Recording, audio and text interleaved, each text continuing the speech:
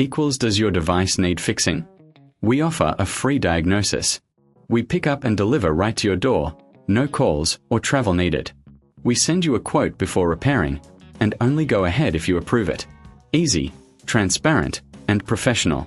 Link in description. To start, power off your MacBook A2337 and unplug it. Gather your tools, a P5 pentalobe screwdriver, a T5 Torx screwdriver, and a plastic spudger. Begin by removing the 10 P5 screws from the bottom case. Keep them safe, you'll need them later. Once the screws are out, gently lift the bottom case off. Take a moment to clean any dust inside. A clean interior helps with cooling. Now, locate the battery connector. Carefully disconnect it using your spudger. Next, remove the T5 screws securing the battery. There are 3 screws to take out. After that, gently lift the battery out. Before installing the new battery, do a visual inspection of the area. Ensure there are no obstructions or damage. Place the new battery in, securing it with the T5 screws. Reconnect the battery connector.